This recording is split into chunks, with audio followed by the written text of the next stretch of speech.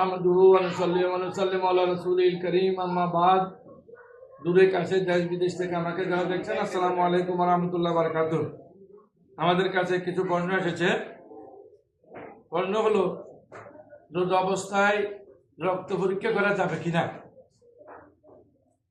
এই প্রশ্নটা আসলে গুরুত্বপূর্ণ একটি প্রশ্ন।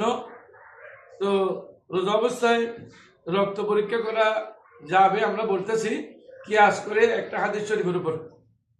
হ্যাঁ, যেমন নবী সাল্লাল্লাহু আলাইহি ওয়াসাল্লাম ওয়া সাইম, হাদিস শরীফ এসেছে রাসূল করিম সাল্লাল্লাহু আলাইহি ওয়াসাল্লাম হেজামত করতেন, যে যেখানে ব্যথা হয় সেখানে সিঙ্গে বসাইলে ওটাকে বলা হয় হেজামত। তো ওখান থেকে রক্ত বের করে ফেলে দিতেন।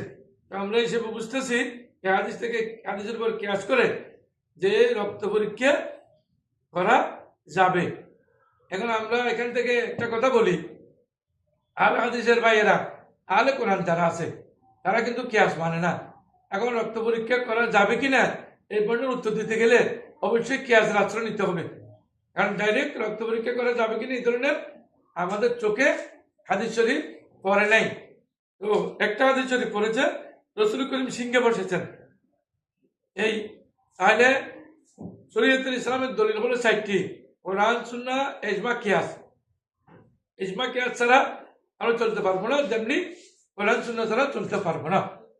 আল্লাহ রাব্বুল আলামিন আমাদের সকলকে বুঝার তৌফিক দান করুন, আমিন।